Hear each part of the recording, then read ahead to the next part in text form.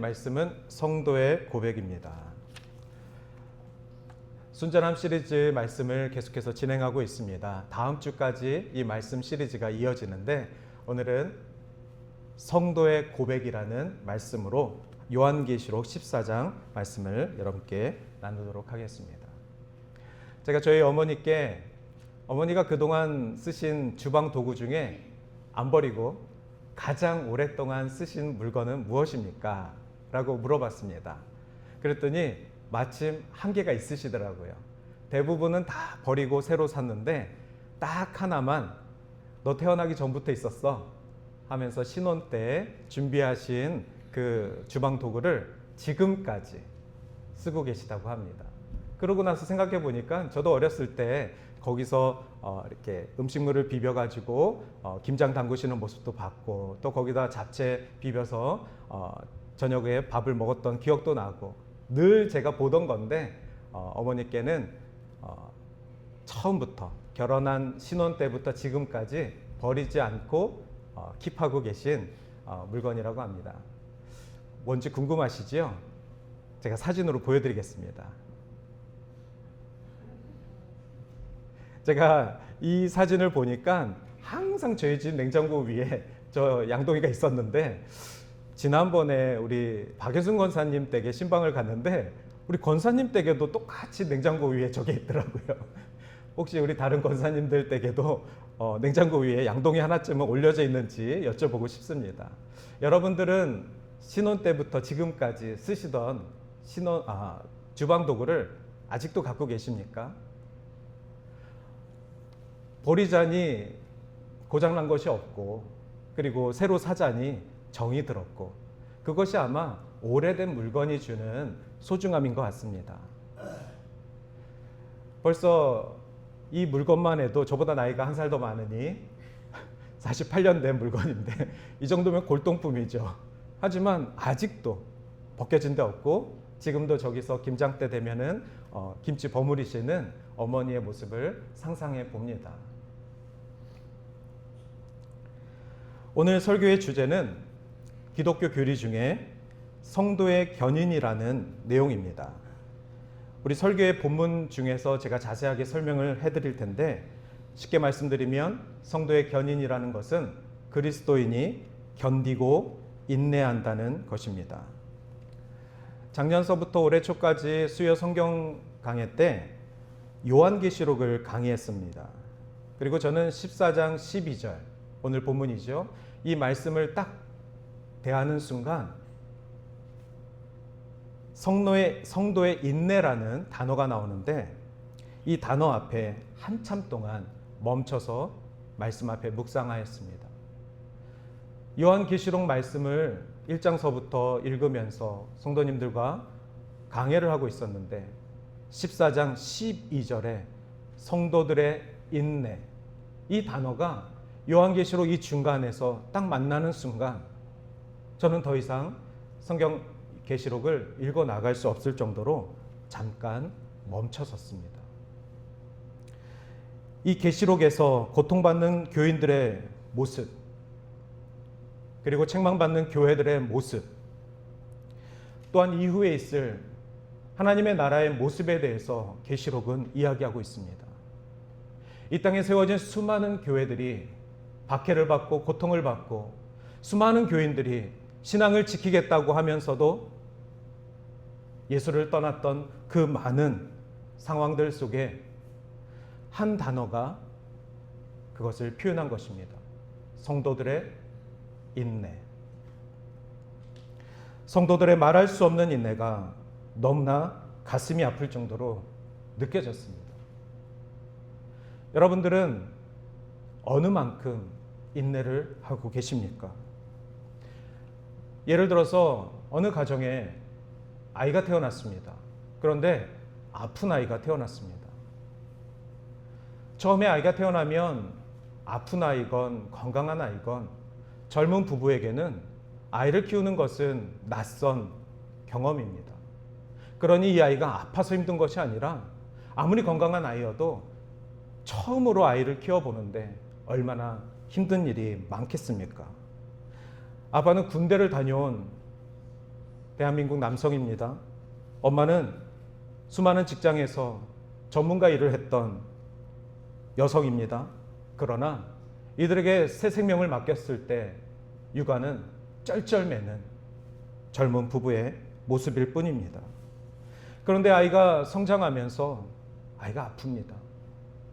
그러면 이 사실을 발견하고 그 다음부터는 이 부부는 더 이상 말을 할 수가 없습니다. 무슨 말로 이 상황을 표현할 수 있겠습니까?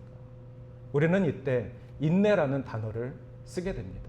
아니, 감히 그 젊은 부부에게 인내하십시오. 인내하십시오. 인내가 답입니다. 이렇게 권면할 수도 없습니다. 그들은 입을 닫고 모든 상황을 멈춰서 나에게 주신 이 아픈 시련을 인내로 버티는 것입니다. 생각이 멈출 것입니다. 욕심이 멈출 것입니다. 어떻게 살아가야 되는 계획이 멈출 것입니다. 어디서부터 잘못됐는지, 내가 무엇부터 잘못했는지 자아 비판을 하는 시간이 올 것입니다. 그렇다고 그 아이를 포기합니까? 그렇다고 그 아이를 바꿔달라고 하나님께 부탁합니까? 이미 내 자식으로 키우고 있는데 아프다고 힘들다고 그 아이를 바꿔달라고 이야기합니까? 젊은 부부의 육아는 이렇게 인내로 시작하고 인내로 버티는 것입니다. 언제까지요? 평생입니다. 저도 어렸을 때, 청년 때 저희 교회 누나들 2명이 차례차례 결혼을 했는데 같이 청년부 활동을 하던 누나들이었습니다. 그런데 한 명이 결혼해서 청년부 다 같이 축하를 해줬죠. 그런데 첫 아이를 낳았는데 너무나도 아픈 아이가 태어났습니다. 또 2번째 누나가 결혼을 했는데 이 누나도 또 아픈 아이가 태어났습니다. 그래서 제가 너무 미안해서 그 누나에게 이렇게 물어봤습니다. 누나는 지금 소원이 뭐야? 하나님께 뭘 기도해? 그랬더니 그 누나는 이렇게 얘기했습니다. 내 아들보다 하루만 더 살았으면 좋겠다. 내 아들을 끝까지 책임지고 이 아들보다 하루만 더 살고 하나님 불러주셨으면 좋겠다. 지금은 벌써 그 아이들이 대학생입니다. 그리고 여전히 어머니의 도움이 필요한 상황들입니다. 이렇게 인내라는 것은 상상하지 못했던 상황에서 쩔쩔매는 모습에 아무 말할 수 없는 모습일 것입니다. 그렇다면 교회를 다니는 성도들의 인내는 무엇입니까? 교회를 다니는 우리들에게 요구되는 인내란 무엇입니까? 예수를 그리스도로 받아들인 사람들이 겪어야 하는 인내란 도대체 무엇입니까? 그래서 이 인내라는 단어 앞에 요한계시록 14장 말씀을 읽다가 잠시 멈춰설 수밖에 없는 것입니다. 여러분은 어떤 문제로 인내하고 계십니까? 어떤 상황을 참고 견디고 계십니까? 계시록 14장 12절 말씀입니다. 성도들의 인내가 여기 있나니. 그리고 계시록 14장 13절입니다. 주 안에서 죽는 자들은 복되도다. 오늘 저는 이 2 구절을 가지고 성도들의 고백은 어떻게 드려져야 하는지 말씀을 드리고 싶습니다. 오늘 23절에 보시면은 주 안에서 죽는 것은 복되다라고 말씀합니다. 이 세상에 죽기 위해 사는 사람들이 어디 있습니까? 지금 살아있는 이유도 죽음을 두려워하는 우리들의 본능 때문이 아니겠습니까? 죽어야지 하면서도 지금도 우리가 호흡하고 있는 이유는 죽음을 두려워하는 인간의 본능 때문에 우리는 말로는 죽어야지 하면서도 내가 죽어야지 하면서도 우리는 살고자 애쓰는 사람들입니다. 그런데 13절에 주 안에서 죽는 자는 복되다라고 말씀은 이야기합니다. 저는 존엄사를 반대합니다. 존엄사가 무엇인지 아시죠? 삶보다 죽음이 낫다고 믿는 사람들을 의학적으로 돕는 것을 저는 반대합니다. 그것을 아무리 아름답게 표현을 해도 인간이 내 스스로 내 생명을 결정하는 것에 대해서 저는 반대합니다. 제가 군대에서 의무병이었습니다. 그래서 의무병은 다른 군인들 6주 훈련 후에 또 4주 훈련을 의무병으로서 훈련을 받아야만 했습니다. 뭐 제가 메디컬 쪽에 일을 한 것도 아닌데 그렇게 착출이 됐으니까 이제 4주 동안 저는 의무병이 되어야 하는 훈련을 받아야 합니다. 그 의무병 훈련을 4주 동안 받을 때 좀 웃길 수도 있지만 그때는 심각했습니다. 이제 여러 훈련들을 받습니다. 그러면 이제 전쟁이 났다는 상황 속에 두 명이 들 것을 이렇게 듭니다. 앞에서 한 명, 뒤에서 한 명. 그리고 그 위에다가 뭐 인형 같은 것도 올려놓을 때도 있고 그냥 들 것을 들고 계속 뛰어다니는 겁니다. 구보라고 하면서 걸을 수가 없습니다. 전쟁 상황이니까요. 뭐 어떤 훈련도 그렇지만 이제 뛰어야 합니다. 뛸 때 그냥 뛰면 안 됩니다. 다른 훈련병들은 하나, 둘 구호를 맞춰서 뛰겠죠. 근데 의무병 훈련들은 이렇게 훈련합니다. 살려야 한다, 살려야 한다, 살려야 한다. 처음에는 이게 너무 웃겼지만 4주 동안 모든 의무병 훈련병들은 살려야 한다 이 구호를 하지 않으면 혼이 났습니다. 그리고 어떤 주사를 놓는 훈련을 받고 또 뭐 치료하는 훈련을 받고 계속해서 입이 쉬면 안 됩니다. 살려야 한다, 살려야 한다. 쉴 때도 살려야 한다. 어떻게든 살려야 한다라는 이 구호를 4주 동안 외치다 보니까 나중에 이제 자대에 들어가서 의무병으로서 복무를 할 때 저에게 온 환자들에 대해서는 어떻게든 살려야 한다라는 이 직업의식이 생겨버렸습니다. 그래서 군대에 있는 2년 동안 제가 수많은 환자들을 치료했는데 마음속에 하나님이 살려야 한다, 도와야 한다, 어떻게든 섬겨야 한다 이 마음을 저에게 계속해서 주셨습니다. 그래서 생명이라는 것은 사람이 스스로 결정할 수 있는 것이 아닙니다. 우리 스스로도 우리의 것을 결정할 수 없는 것이 바로 생명입니다. 왜냐하면 그 생명의 주인은 하나님이시고 하나님이 우리에게 주신 그 생명을 하나님을 바라보는 믿음으로 살아가는 것이지요. 한 생명을 소중히 여긴다는 것은 그 사람 안에 있는 하나님의 섭리를 우리가 믿고 그분의 하나님을 우리가 존중하는 것입니다. 교회에서 복을 받는다는 말을 자주 합니다. 이 복이라는 것은 헬라어로 마카리오스라는 단어인데 종교적인 기쁨, 행복이라는 뜻을 갖고 있습니다. 주 안에서 죽는 것은 행복한 것입니다. 주 안에서 죽는 것은 우리가 그토록 찾았던 영적인 기쁨을 맛볼 수 있는 것입니다.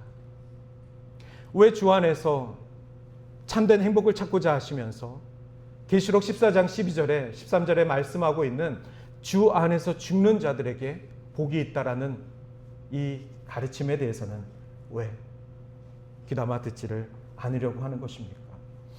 요한 계시록에는 총 7번의 복에 대한 정의가 나오는데 첫 번째 정의는 1장 3절이었습니다. 그 3절의 말씀은 이 예언의 말씀을 읽는 자와 듣는 자를 지키는 자는 복이 있나니 이렇게 나와 있습니다. 말씀을 읽는 자와 듣는 자와 지키는 자는 복이 있다. 그리고 두 번째 복은 14장 13절에 주 안에서 죽는 자는 복이 있다. 성경이 말하고 있는 요한계시록에서 말하고 있는 복이라는 것은 말씀을 대하는 자, 말씀을 전하는 자, 그리고 주 안에서 죽는 자가 복이 있다라는 것이죠. 그래서 오늘 12절과 13절을 통하여서 우리 그리스도인들은 어떻게 살아야 하는 것이고 또 어떻게 죽어야 하는지에 대해서 더 깊이 말씀을 보고자 합니다. 아까 설교 초반에도 말씀드렸지만 기독교 교리 중에 유명한 교리가 중요한 교리가 바로 성도의 견인이라는 교리입니다. 어려운 단어 같지만 이 견이라는 뜻은 굳을견, 인은 참을 인입니다. 그러니 이미 여러분들이 잘 아는 단어입니다. 성도들은 견디고 인내하는 것입니다. 견디고 인내하는 것이 성도들에게 요구되는 신앙입니다. 성도들의 인내는 신학적으로 매우 중요한 표시인데 참 구원을 받는 자는 끝까지 믿음을 지킨다. 이것이 성도의 견인을 풀어서 말씀드린 내용입니다. 참된 믿음을 가진 사람은 결코 믿음을 잃지 않고 끝까지 견딘다는 것이죠. 여러분이 얼마만큼 신앙을 견디고 계십니까? 얼마만큼 믿음을 인내로 참고 계십니까? 이미 그것이 훈련입니다. 성도의 견인이라는 것은 어느 대단한 성인들이 하는 것이 아니라 주 그리스도의 이름으로 구원받은 주의 모든 백성들이 신앙으로 믿음을 견디고 인내하는 것에 옛 믿음의 선배들부터 교리로 만들어서 교회들에게 가르치도록 권면했던 것입니다. 하나님이 구원하신 사람은 하나님이 끝까지 붙드시기 때문에 결국 믿음을 유지하고 구원에 이룰 수 있다는 것입니다. 그래서 구원은 시작도 하나님이고 유지도 하나님이고 완성도 하나님이십니다. 오늘 말씀 가운데 우리가 두 가지 신앙의 훈련이 있는데 첫 번째가 바로 순종이고 두 번째가 믿음입니다. 근데 이 순종이라는 것을 잘못 적용하면 우리 동방예의지구 유교 문화가 있는 우리 한국민들에게는 순종이라는 단어를 잘못 적용할 때가 있습니다. 그런데 성경에서 말하고 있는 순종은 바로 하나님 말씀의 순종입니다. 성도의 인내라는 것은 하나님의 계명과 예수 믿는 믿음을 지키는 것에 대한 순종입니다. 또한 믿음이라는 것은 무엇이죠? 예수 그리스도에 대한 신앙을 갖는 것. 그것이 믿음입니다. 지금 시대가 악하기 때문에 우리는 때로는 우리의 삶의 형태마저도 바꿀 때가 있습니다. 사람은 성격이 바뀌지 않는다고 하지 않습니까? 내 남편은 고쳤을 수 없다. 뭐 이렇게 말씀하시는 분들 있지 않습니까? 그런데 내 남편이 이 악한 세상 속에서 결혼 전과 바뀌었다라고 생각해 보십시오. 내가 알던 내 남편의 모습이 이민 오기 전과 바뀌었다라고 생각해 보십시오. 토론토에 제 친구가 있다고 늘 말씀드리는데 그 친구가 몇 달 동안 운동하다 다쳐서 회사를 못 나갔습니다. 오랫동안 쉬다 보니까 마음에 어려움도 생기고 여러 가지 고민들도 있었습니다. 마침 근데 그 5개월 동안 하나님 말씀에 대한 갈망이 생겼습니다. 왜 이런 아픔과 왜 이런 시련을 주셨는지에 대한 의문이 생겼습니다. 그래서 그의 아내가 하는 말이 다치기 몇 달 전부터 교회를 나가지 않았는데 다친 후부터 말씀을 다시 찾기 시작했어요. 그러면서 동산교회 유튜브 설교도 매주 듣는다고 하더라고요. 제가 그랬죠. 근데 그 친구가 아프고 나니까 좀 착해진 것 같아요.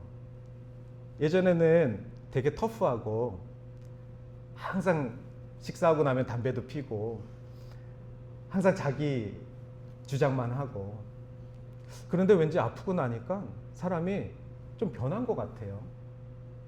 그랬더니 그의 아내가 하는 말이 맞아요 목사님.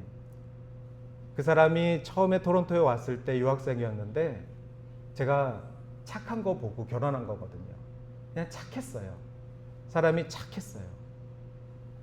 그런데 결혼하고 토론토 생활하면서 사업도 하다 망하고 직장도 하다 힘들고 잡도 바꾸고 그러면서 악해지더라고요. 견뎌야 되니까 참아야 되니까 이겨야 되니까 악착같이 살아야 되니까 악해지더라고요. 터프해지더라고요. 담배도 엄청 피더라고요.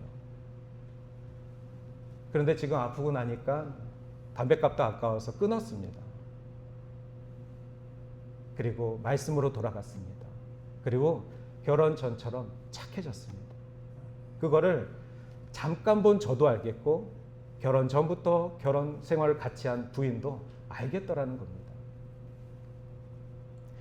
이렇게 우리가 환경 속에서, 이 악한 환경 속에서 살아남기 위해서 마치 그것을 견디고 참는다는 것으로 착각하고 우리의 성품을 드러내고 우리의 성품을 바꾸고 하나님이 우리에게 주신 그 귀한 마음으로 살지 못하고 귀한 천성으로 하나님의 형상으로 살지 못하고 그냥 이 땅에 적응하며 이 땅에서 그냥 살아남으려고 그렇게 발버둥 치는 그러한 모습으로 살아간다는 것이죠.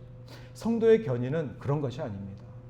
성도의 견인은 그런 악한 세상 속에서 우리가 살지만 하나님을 향한 믿음으로 견디고 참아낸다는 것입니다. 그래서 여러분의 신앙 가운데 성도의 견인 그리고 끝까지 믿음을 지키는 하나님의 주권과 또 우리가 해야 하는 모든 신앙의 믿음의 책임들을 감당할 수 있는 신실한 주의 백성들 되시기를 주님의 이름으로 축원합니다. 이 성도의 견인은 이렇게 간단하게 설명하는 것으로 끝날 일은 아니지만 신학적으로 보면 굉장히 중요한 이슈가 있습니다. 그래서 그 이슈를 잠깐 말씀드리고 말씀을 마치도록 하겠습니다. 왜 성도의 견인이 신학적인 교리가 됐고 이것으로 인해서 수많은 교회들이 서로 논쟁을 했냐면, 자, 하나님께서 우리를 구원하셨습니다. 그것은 하나님의 주권입니다. 그래서 우리는 첫 번째, 하나님이 저와 여러분을 구원하셨으며 그 구원에 대한 믿음을 허락해 주신 것, 하나님이 우리를 끝까지 붙들고 계신다라는 하나님의 주권을 의심해서는 안 됩니다. 여러분의 믿음이 너무나도 연약해서 너무나도 미랄만해서 하나님이 과연 저를 기억하실까요? 하지만 하나님이 여러분들을 구원하신, 여러분에게 세례를 주고 베푸신 그 은혜는 하나님의 주권이십니다. 우리는 그것을 의심할 수가 없습니다. 그런데 두 번째 중요한 것은 무엇이냐면 바로 하나님의 주권이 있지만 동시에 성도의 책임이 있다는 것입니다. 이 책임이 바로 인내입니다. 뭐 헌금을 많이 내라는 것도 아니고 누구를 전도해라는 것도 아닙니다. 신앙생활하면서 견디고 인내해야 되는 일들이 너무나도 많은데 하나님의 주권을 믿으면서도 그 믿음, 인내를 버티지 못하고 떠나는 성도들이 많습니다. 중간에 포기하는 성도들이 실제로 많습니다. 그래서 우리는 하나님의 주권을 신뢰하고 믿으면서 성도의 인내를 끝까지 견디어 지켜내야 하는 것입니다. 왜요? 하나님의 약속 때문에요. 하나님의 목적 때문에요. 하나님의 능력 때문에 그렇습니다. 그러면 하나님께서 우리에게 무엇을 주시냐? 14장 12절 말씀 다시 한번 보겠습니다.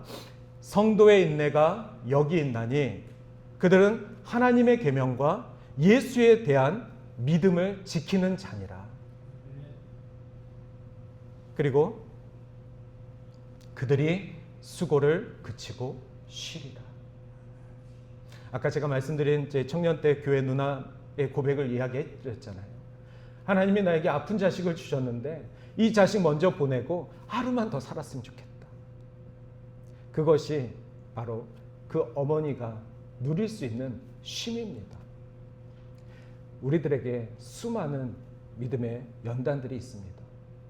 그것을 끝까지 지키고 주의 나라를 갈 때 우리의 수고는 하나님이 알아주시고 하나님 안에서 쉬리니 하나님이 주시는 쉼을 천국에서 누릴 수 있다는 것이 바로 복의 근원입니다. 이 땅에서 어떤 복이 아니라 계시록에서 말하고 있는 복은 하나님 나라에서 하나님과 누릴 수 있는 쉼, 그 쉼을 여러분에게, 우리에게, 믿는 자들에게 주신다는 것입니다. 또한 상급을 허락하십니다. 그들이 행한 일을 따라 그들에게 끝까지 견디는 자들에게 구원을 주신다. 하나님 말씀하셨습니다. 요한계시록이 마지막 말씀에 이렇게 표현합니다. 계시록 22장 20절에 이 마라나타라는 단어가 풀이가 되어 있는데 아멘, 주 예수여 오시옵소서. 저를 따라 고백하겠습니다. 마라나타, 아멘, 주 예수여 오시옵소서. 이것이 성경 마지막에서 우리 성도들이 고백해야 되는 마지막 신앙입니다. 아멘, 주 예수여 오시옵소서. 어떤 신앙의 견딤이 있어도, 어떤 인생의 아픔이 있어도 아멘 주 예수여 오시옵소서. 속히 오시옵소서. 속히 오셔서 이 모든 인내와 아픔을 거두어 주시옵소서. 아마 우리들의 기도가 하나님께서 이미 들으신 기도일 것입니다. 이 시간 우리 함께 찬양하겠습니다. 오늘 설교의 제목은 성도의 고백입니다. 우리는 어떤 고백을 드릴 수 있습니까? 주님, 제가 주님이 허락하신 이 신앙 안에서 끝까지 믿음을 지킬 수 있도록 나의 고백을 받아주시옵소서. 우리 하나님께서 어떤 고백을 들으면 기뻐하실까요? 할렐루야, 주님을 찬양합니다. 끝까지 이 모든 상황, 주님이 주신 이 모든 상황들을 인내하겠습니다.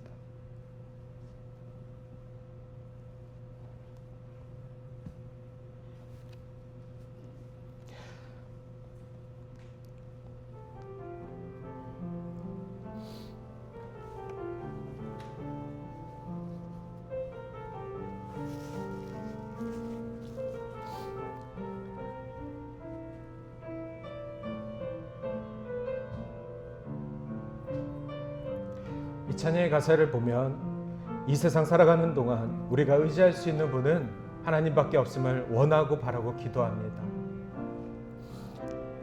이 세상을 살아가는 동안에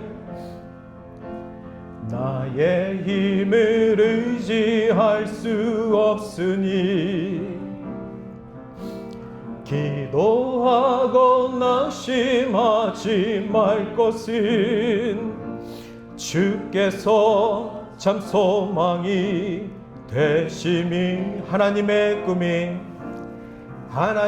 꿈이 나의 비전이 되고 예수님의 성품이 나의 인격이 되고 성령님의 권능이 나의 능력이 되길 원하고 바라고 기도합니다.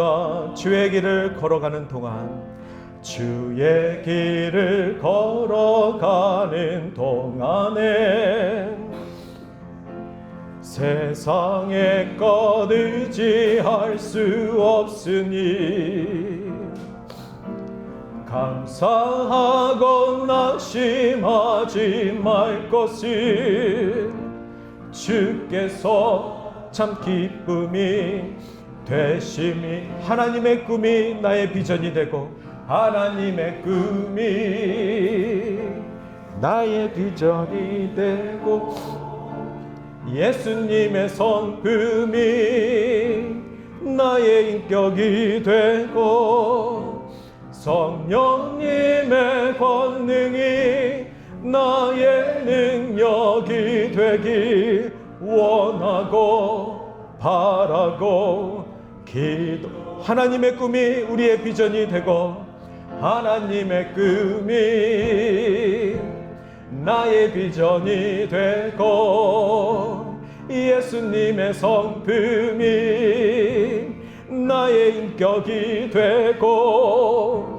성령님의 권능이 나의 능력이 되길 원하고 바라고 기도합니다. 이 시간 우리 함께 기도하겠습니다. 하나님, 우리의 고백을 받아주시옵소서. 우리를 구원하신 주의 주권을